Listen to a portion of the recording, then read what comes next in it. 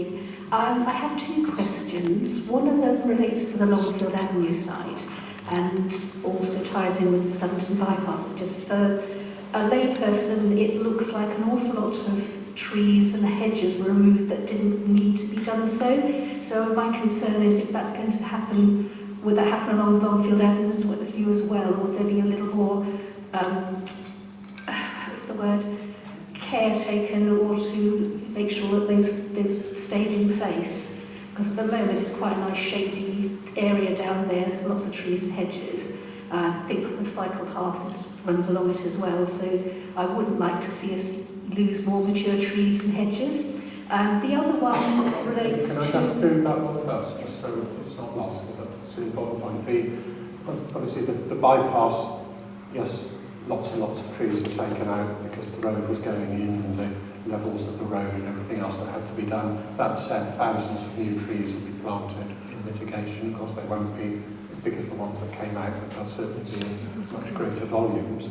In terms of the Longfield Avenue one, what's being looked at the moment is simply the allocation of the land for development, not the detail of that development and what it might look like.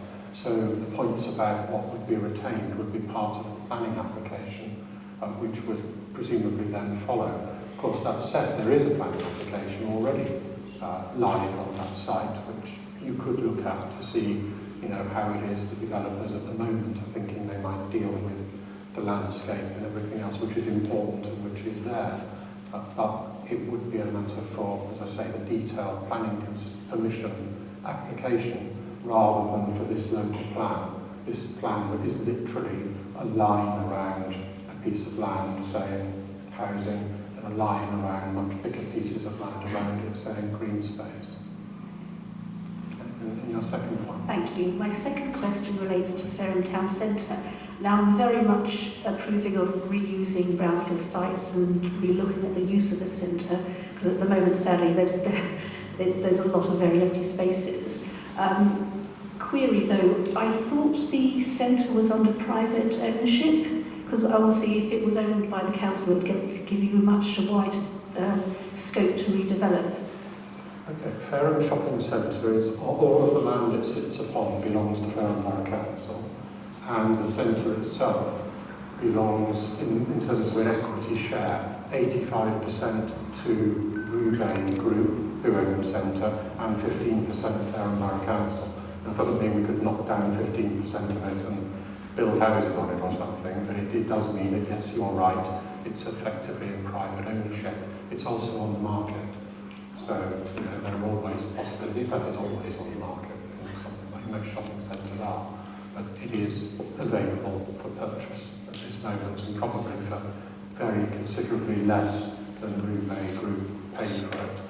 So that is potentially an opportunity, whether it's the ground floor shopping centre or, of course, above. And there's an awful lot of space above that could potentially be used for residential, which hasn't been used for decades for office space. So there is opportunity there, and of course much more widely within the town centre as well, whether it's units that aren't being used. There's the site, was it Crofton Conservatories or something now, that site up that end, which I think has been suggested as being available at various times. So there are some big chunks within the centre of town that could be used for residential, certainly.